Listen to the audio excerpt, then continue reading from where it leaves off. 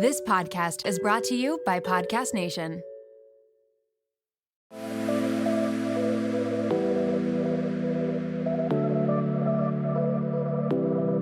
Welcome to Nirvana Sisters podcast, where we take the intimidation out of well-being and beauty to help you achieve your highest state, your nirvana.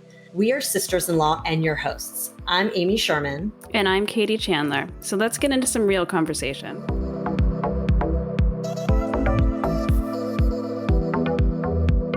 Welcome back to the show, Nirvana Sisters family. Today we are sitting down with Kirti Tewani. Kirti, a cross-cultural individual born in India, raised in Spain, and currently residing in New York, is a dedicated Ayurvedic therapist, speaker, and founder of Better Green Health. Her mission is to inspire individuals to seize control of their health and well-being and lead a life of balance and fulfillment. Kirti's commitment to holistic living also extends to her approach to skincare and beauty. She integrates 14 years of experience in beauty with Ayurvedic principles and modern techniques to find non-toxic and efficacious beauty products. In her view, authentic beauty originates from within, and we can radiate beauty and vitality by nourishing the body and mind with wholesome foods, herbs, and self-care practices, in addition to maintaining good skincare. So I feel like you could not possibly be more aligned with all of the things we think and feel as well. So welcome to the show, Kirti. Thanks for being here. Thank you so much. Thank you for having me, ladies. Well, we like to kick it off with a Nirvana of the week. So I'm going to let you, Amy, you go first. What was your Nirvana? Get the ball rolling. I would say that my mother-in-law is in town, which is really nice because she doesn't come up that much and she doesn't come up without her husband and dog usually. So she's just here by herself, which is nice just to get some quality time one-on-one. So she came in last night and is here for the weekend. So I'm enjoying my time with her so far and just looking forward to just having good conversations and spending time with her and the kids and everything. So I would say that's my Nirvana. What about you, Katie? Nice. We love Judy. I think mine was yesterday. I had one of those great days of balance. I was able to spend my morning volunteering at school for my oldest daughter. And then I went into the city and did my work there and had a great afternoon. And then I came home and prepped a little bit for this podcast and had some family time. And it was just one of those days where I was like, oh, I checked like all the boxes, got a check today. You're like, can't every day just be like this? Yeah, it was so nice. And like nothing was overly crazy. It was like, everything was like, it was like just the right amounts of things. So I was able to manage it also. It was really nice. Love what about it. you, T? What was your Nirvana this week? Oh my God, so many things. But if I have to pick one, I actually socialized yesterday. We had like a little mom's night out. And not once I checked my phone. And that was such a big accomplishment because usually I'm worried if the kids are by themselves. But because my husband was home, so I wasn't worried about the kids. I wasn't worried about work. It was late night, and not late night, but like more into the evening. And yes, it was nice to like completely disconnect and be present in the moment. And I feel like in the world that we're living in, we're spending less and less time in the present, and we're always like distracted by so many things around us. So it was nice to actually connect with people who were also not on their phones. Yeah. So everyone in that room was fully present, or as present as they could be. Yeah, that's fantastic. And doesn't that time just That's the best? Like fills your cup so much, that time with friends, right? Yeah, for sure. All right, well, let's get into it. First, really quickly, let's just touch on Better Green Health. This is it's your blog, is that correct? Correct. It's my blog.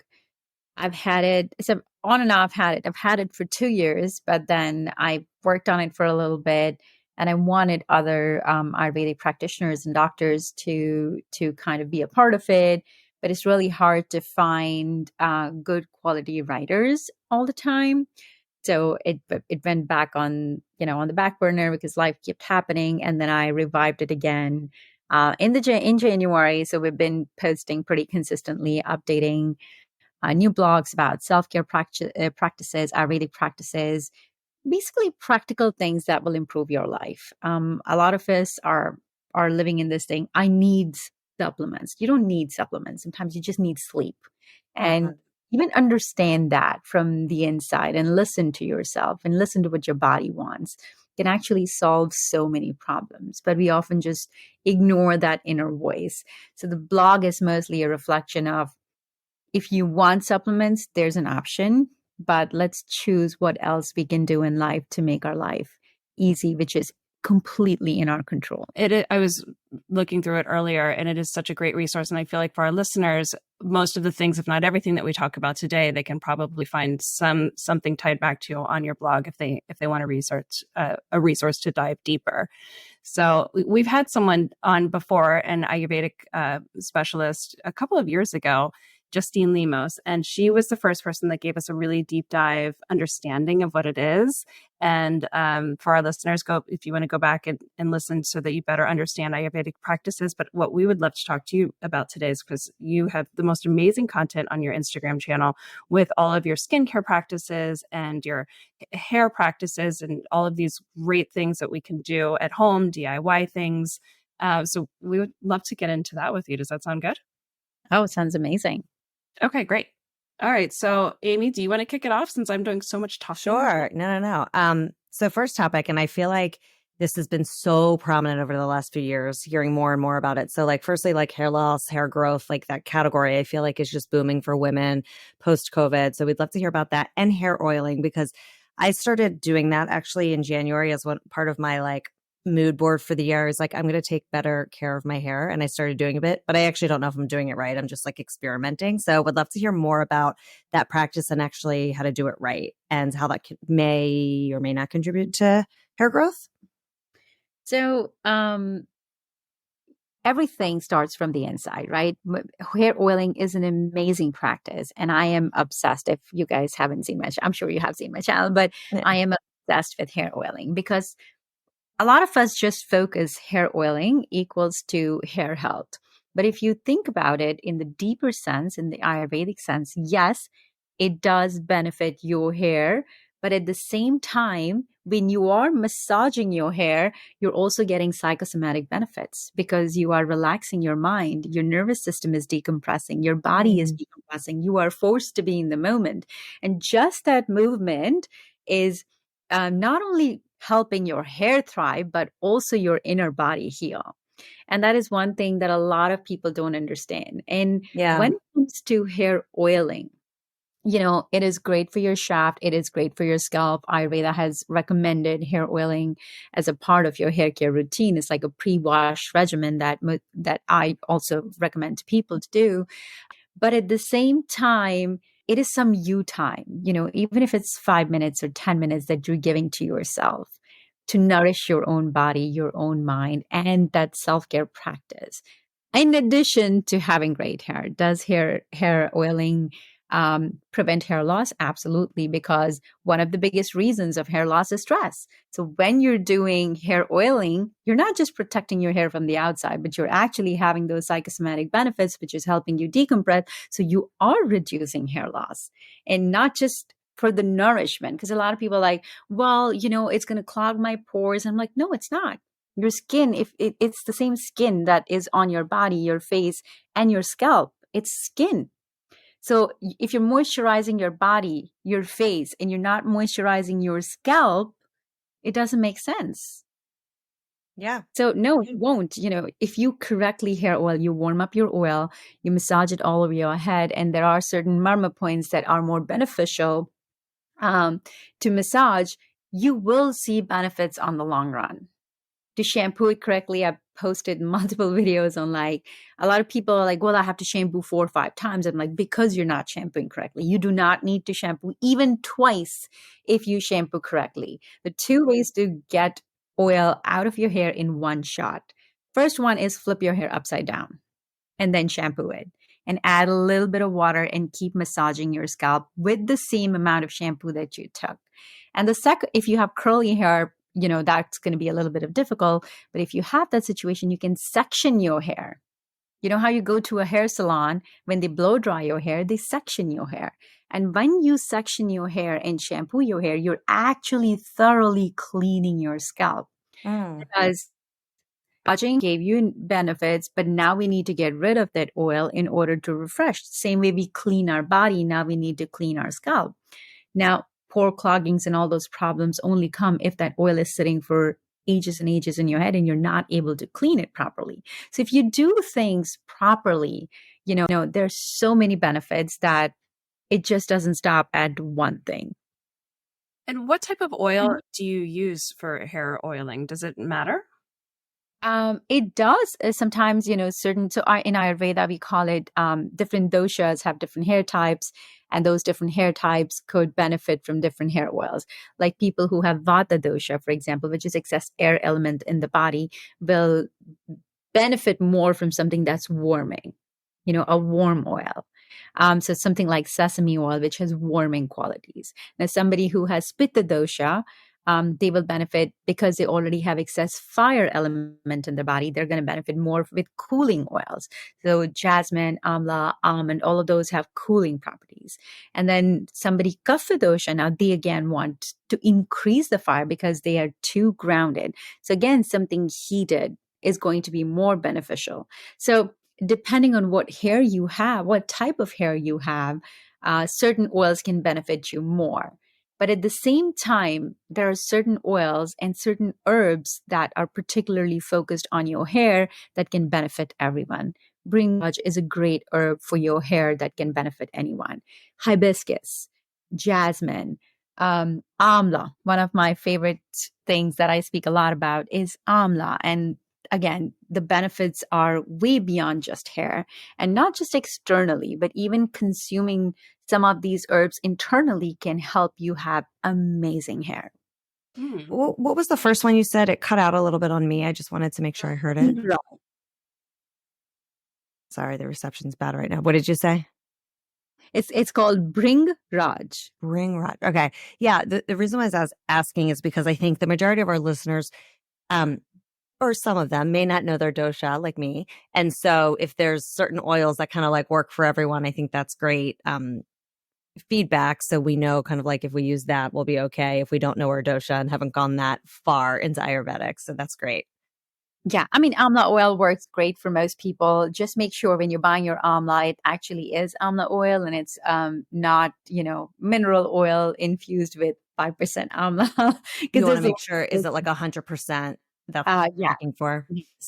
Well, so Amla oil, you can either get Amla seed oil or you can get Amla extract infused into a carrier oil. So those would be the two different things. But then there are certain universal hair oils from certain companies that work for a lot of hair, all hair types.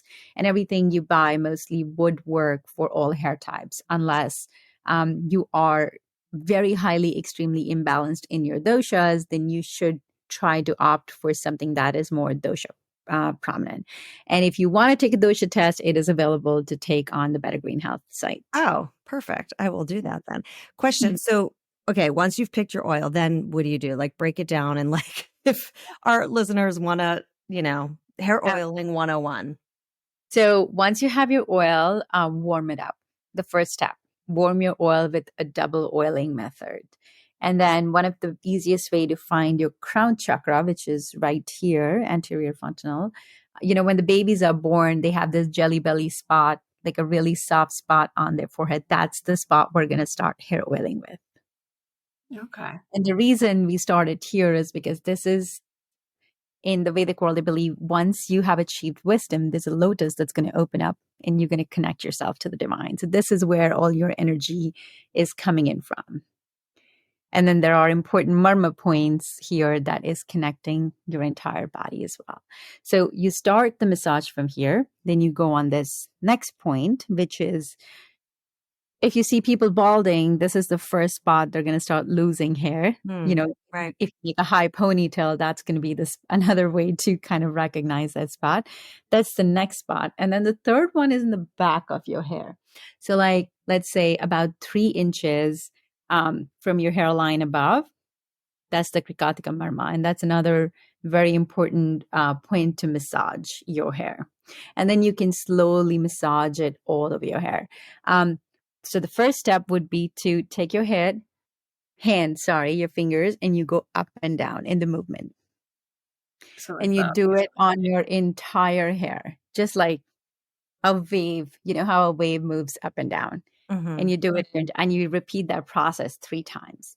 The second movement is a round movement, and I call it my special chumpy way.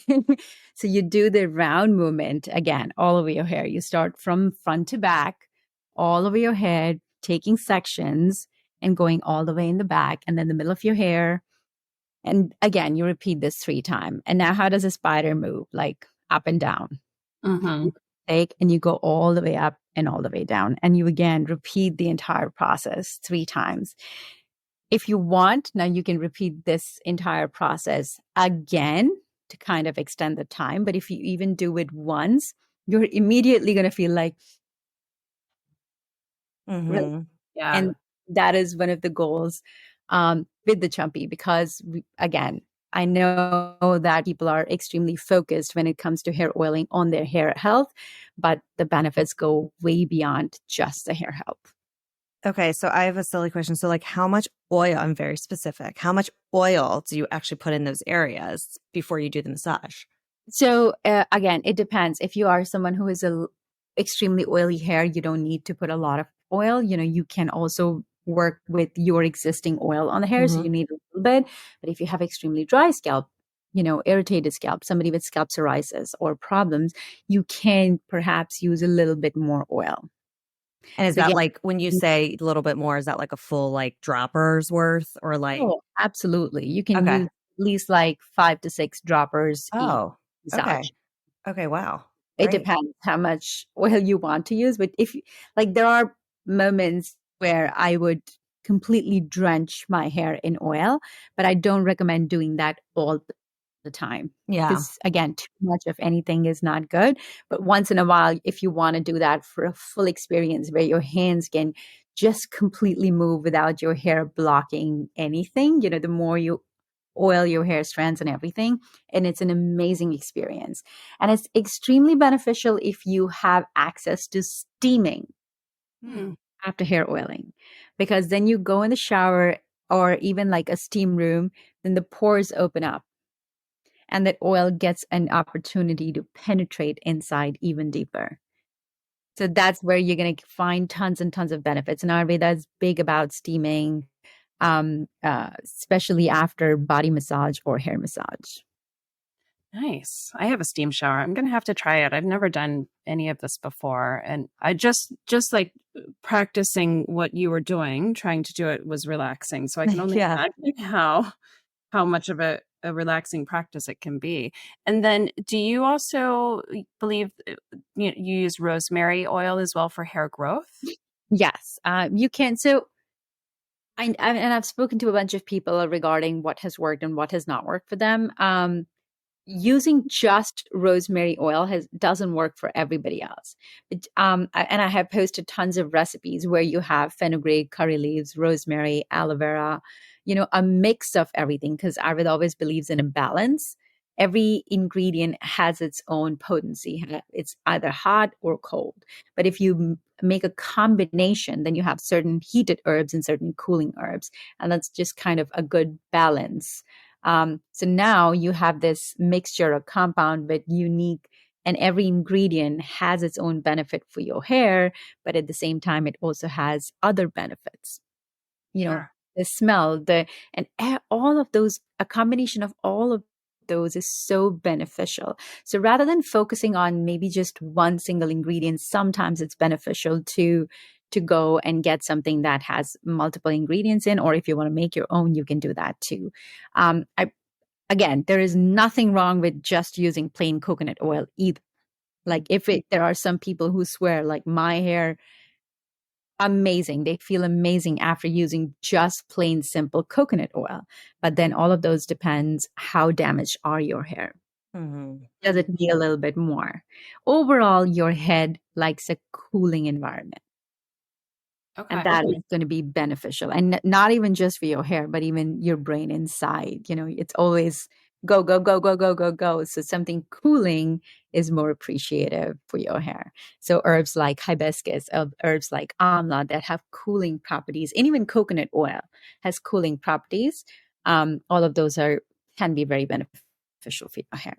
And how often do you recommend doing it? Like once a week or? Well, it depends how many times. It's like a pre-wash regimen, right? Okay. You do it before you wash your hair. And so for me, that'd be once a week because I don't wash my hair that much because I have dry hair. But for others who wash their hair a couple times a week, like you could do it a couple times a week if, yeah. Nice. All right. Let's dig into some skincare tips. You have so many great pieces of advice on your IG content, on your feed. And your skin is glowing as I'm like looking at it, jealous of like the glow. Glowing, absolutely gorgeous skin. And plump. I also saw on your Instagram how all of these people are asking you your age. And this was like a whole thing going on and on about your age. And I was wondering that myself. Yeah. So you get from like 23 and up, right? Totally. It was funny. Every time, at least once a week, I get like these weird comments, like, "Why do you look 25 and 55 at the same time?" Like at least people write like somewhere around that. Why do you look 23 and 53 at the same time? Like it's always in between 20s and 50s that people start guessing my age. And I was like, all right, if you guess my age correctly, you're going to win something. And I did pick some winners and I sent them a little something, but it was really fun to do that, to see, I think over 4,000 people tried to guess my age. And it was fascinating to see that and how much people were interested in just guessing a random person's age they saw online, or maybe they follow me. I don't know that. But the reason I did that was, first, it was fun. And second, just to kind of see how people would act and react. And there were a lot of comments would say like, I would give 28, but I'm giving you 41 because I follow you and I see how much you know. And like those kind of comments. Or people would be like, I would give you 32, but then you have gray hair, so maybe I'll give you 52. Like that was the assumption. Like generally people just associate gray hair with age. People don't understand the concept of premature graying, or they don't understand some people get premature graying in their 20s, but they color it so you don't see it. Yeah. I know someone that went premature gray when they were 16. It started. Whoa. Yeah. Yeah, it's a thing. All right. Well, give us all the tips. That's all the tips on that glowing, gorgeous skin. So I think one of the simplest thing is to get plenty of sleep. And we all underestimate the power of sleep. But, beauty sleep is not just a cliche word. It's actually a real thing. The more you sleep, the more your skin is going to glow. There is no doubts. And even for hair, like you could be doing all the hair oiling in the world, but if you're not sleeping enough hours, your hair loss and your hair fall might not stop. So sleep is one of the most important factors when it comes to your health. Number 2 is your gut health. And people, again, underestimate that so much. Well, I'm going to eat whatever I want. Well, then skin is the visual representation of your gut. Like whatever is going in your mouth, reaching your gut is what is going to show up on your skin. So find that balance. You don't have to eat salads every single day, but you don't have to eat a bunch of candy every single day. You have to find a balance of, how much good food I am feeding my body, because that's eventually going to show up on my skin. Number 3, one of the most underrated or underestimated things is emotions. Nobody understands how emotions have an impact on your skin. And I always tell people when somebody's like, well, I keep breaking out. And one of the first questions I'm like, how many hours do you sleep? Okay, 8 hours. That's almost good. How much stress do you have? Oh my God, I live on like the top of the edge all the time. I'm like, try incorporating some practices, and you might see a big difference in how you will have this internal hormonal shift towards having good skin just by reducing your stress levels. And I believe now science also agrees to that. High levels of stress, high levels of anger, and all of those things can lead to inflammation in the body, which will result in bad skin and even toxic relationships. Sometimes people are like, well, everything is fine, but they constantly have issues with their partner, with their parents, or one or the other relationship that they're carrying that baggage with them. So even those toxic relationships can have a huge impact on how your skin And then, yes, of course, the skincare that you're using needs to be of as clean as possible, good quality. But I think that is the last factor that plays a very important role on how your skin looks. There's so many other factors. I actually was looking into this company that claims that their supplements can help people reverse aging. And when I took the test, it literally says 90% still depends on your lifestyle and your diet. Supplements are only working 10% here. Yeah. And it's just a fact. It's just a fact. You can take all the Amla in the world, but if you are constantly living on the edge, you are still going to age really quickly.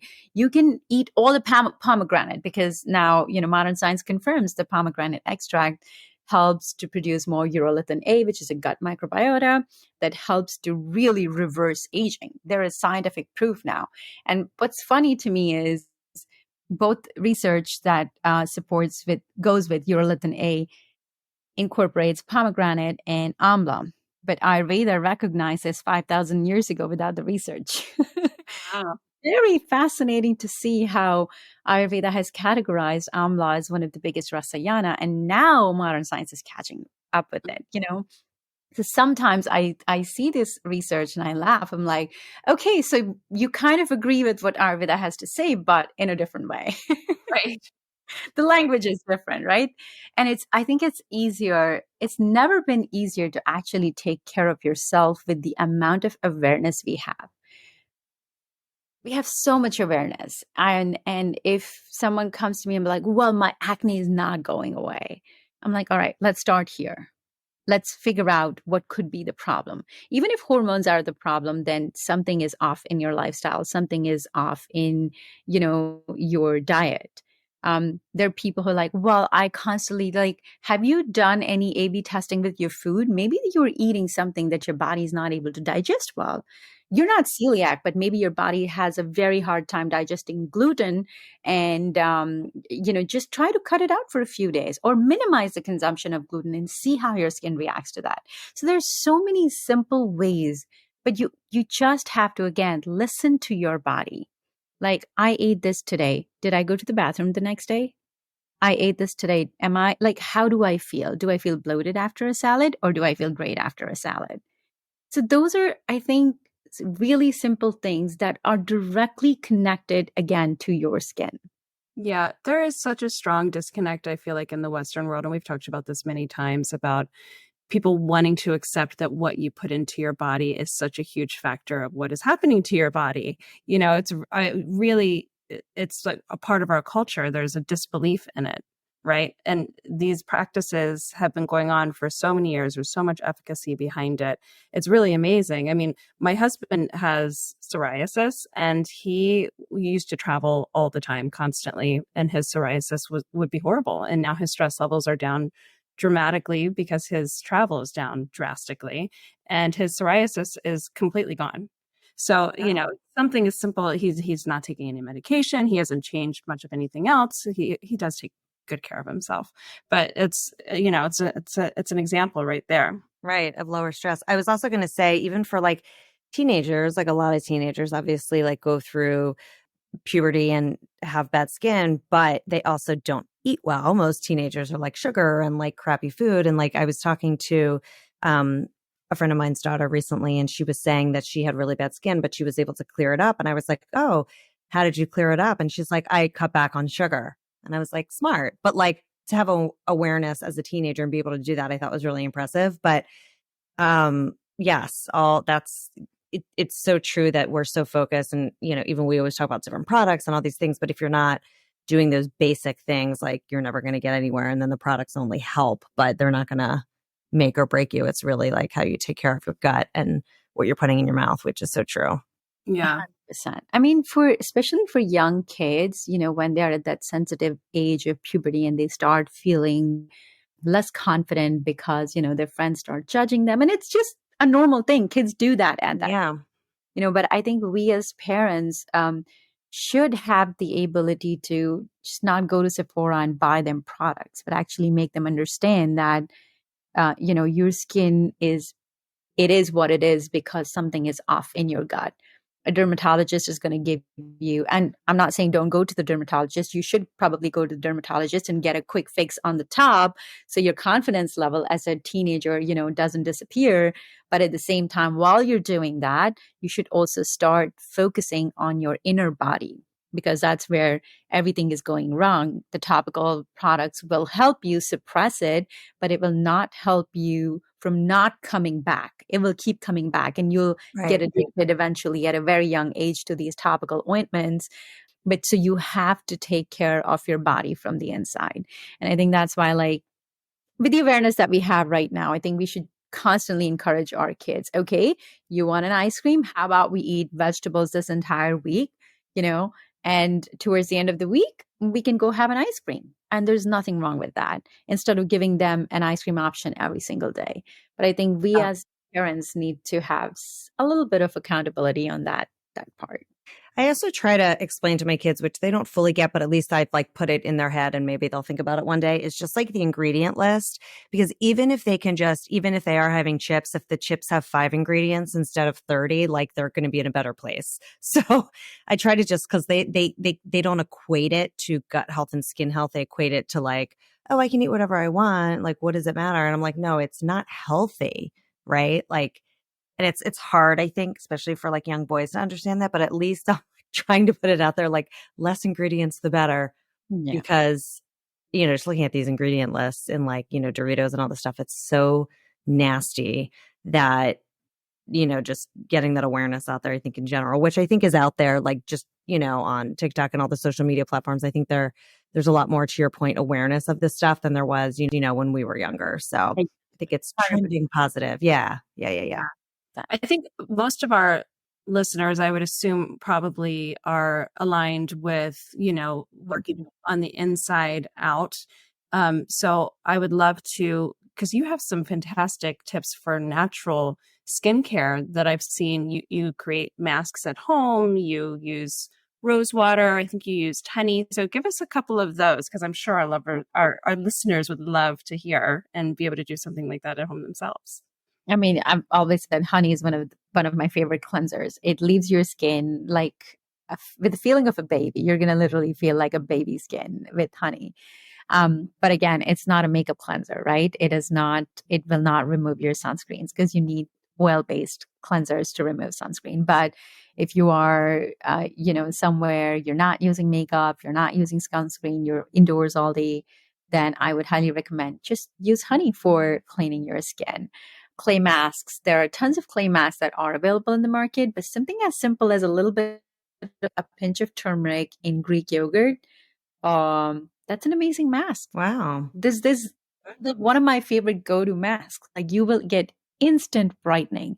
The lactic acid from the yogurt and the anti-inflammatory and brightening properties of saffron, you are going to see your skin. Whoa, I just had. And a lot of people are like, well, turmeric is going to stain. No, it's not going to, because of an addition of the yogurt, it is not going to stain your skin. And if it is staining your skin, it's probably because you're putting too much of turmeric in there. You just need like a little pinch of it.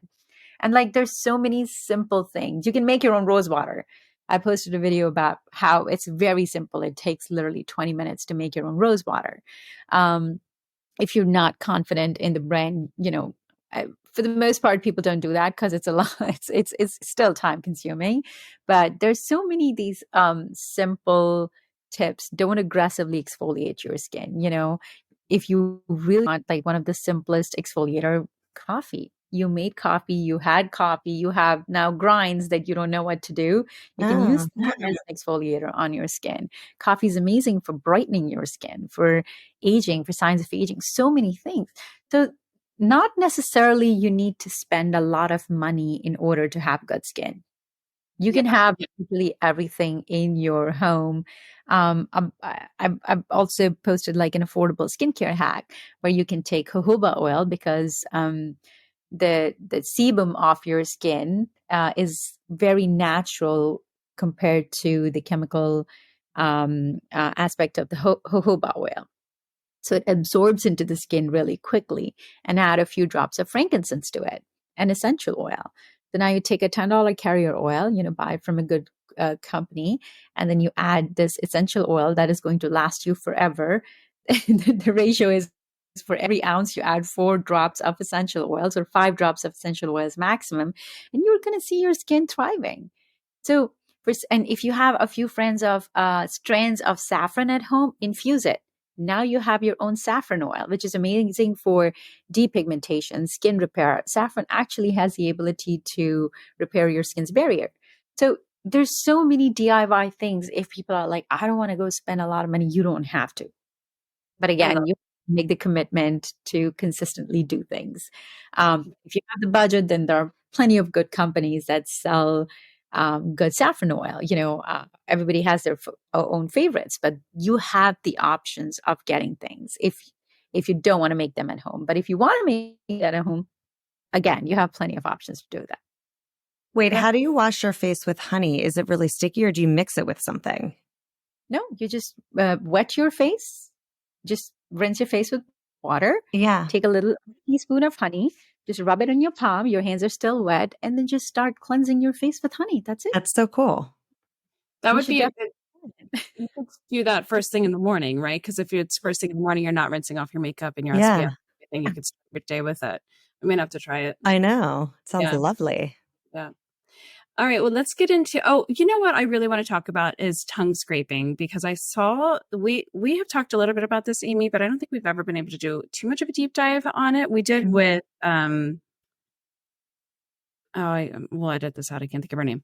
But tell us a little bit about tongue scraping, and maybe if you could just break down into like the 2 or 3 things that you see the most when you look at someone's tongue. What does that mean? And then why do we scrape our tongue?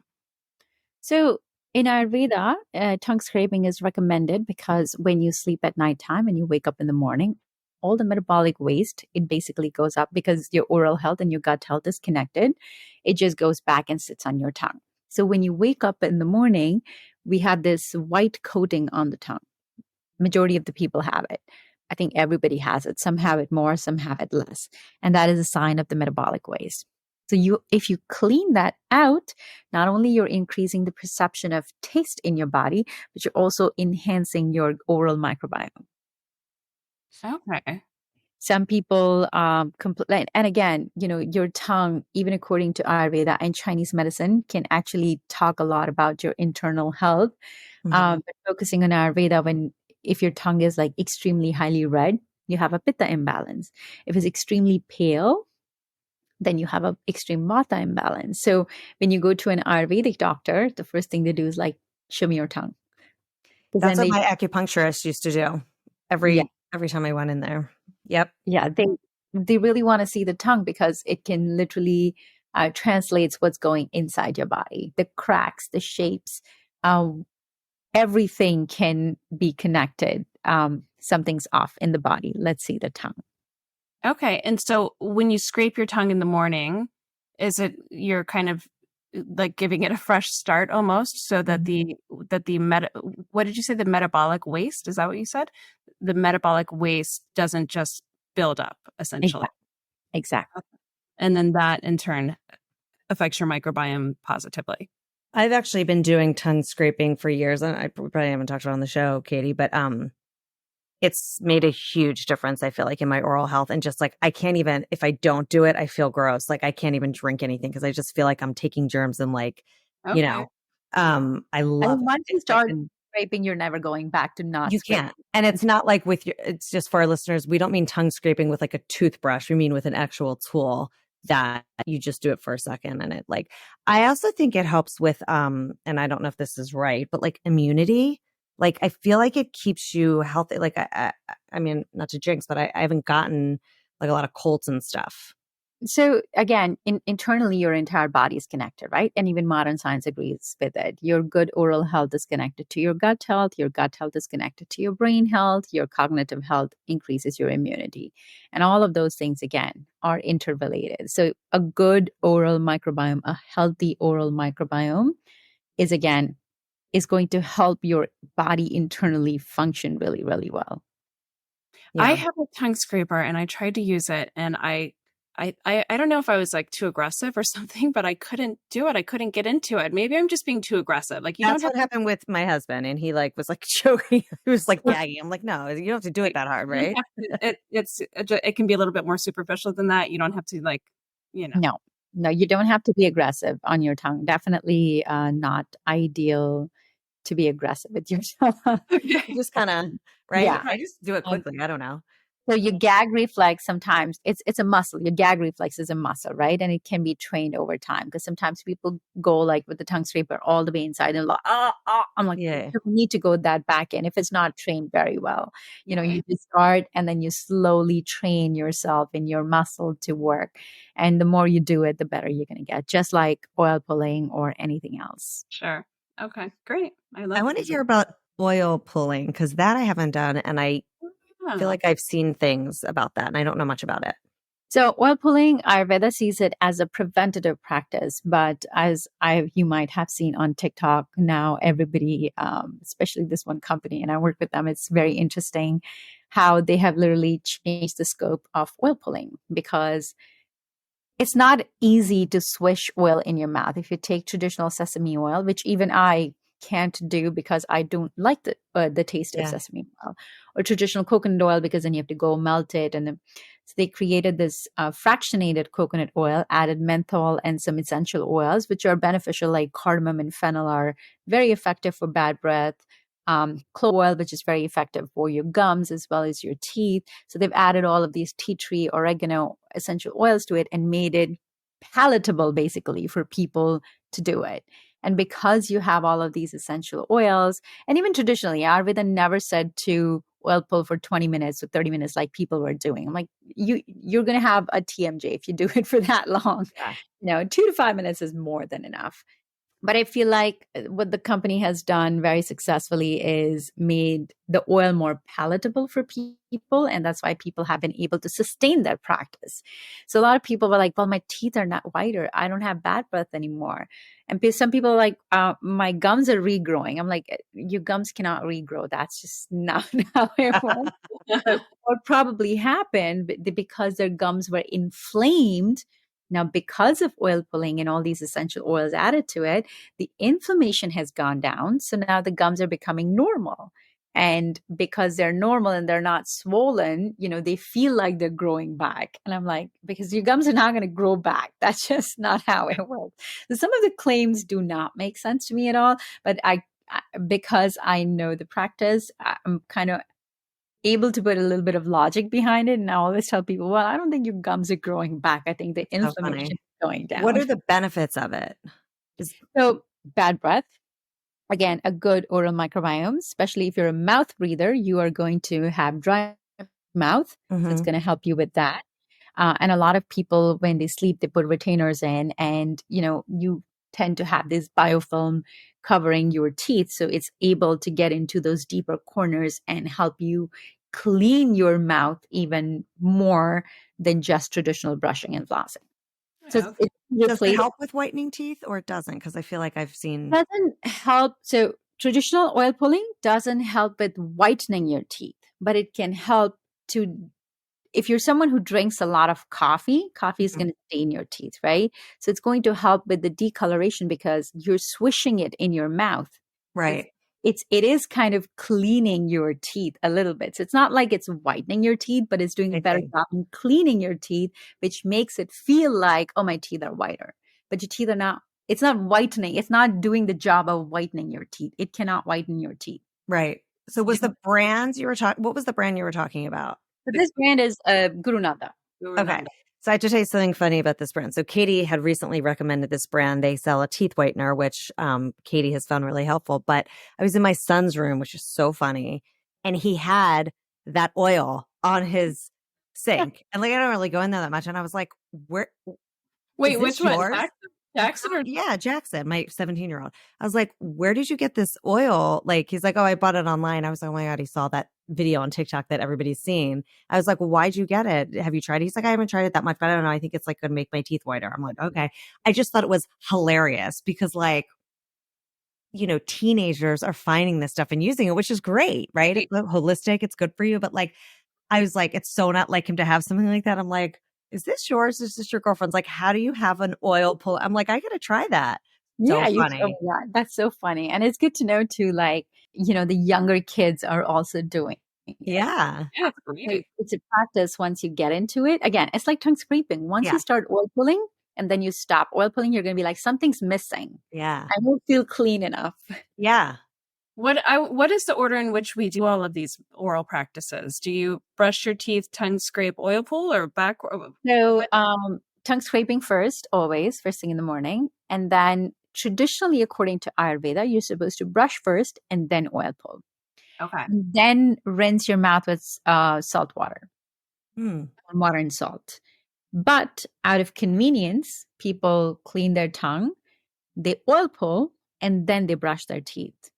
Because then whatever toxins are sitting, you collect a lot of bacteria with that oil and it's going to sit in your mouth. But if you brush after, then you're able to remove everything and clean the oil that is sitting in your mouth better, because you do not want that oil to reach your gut. Right. Okay. Neither is doing it even before brushing. It's not wrong. In fact, it's just a little bit more practical. And then you just thoroughly rinse your mouth with warm water. Okay. I'm going to try it. I was hesitant on the oil pulling I don't know why. I guess it just seemed unappealing to me, but you don't have to do it for that long. How many minutes No, did you? 2 to 5 minutes, more than Yeah. enough. You don't Okay. have no, absolutely. Don't do it for 10. Like, no, even those 2 to 5 minutes are going to give you a nice snap jawline. Yeah. Nice. Seriously. It's like exercising. Exactly. Exercising that jawline. All right, great. All right, I'm trying it. Guru Nanda, I love their whitening strips. They work really, really well. I know that I saw you use them as well. So, Yes, all right. I use them, and I like the fact that they have, it's the only whitening strip that doesn't leave my teeth extremely sensitive. Yeah, same. That's exactly why I like them for I one of need the to try that. Yeah. I know you recommended it. Yeah.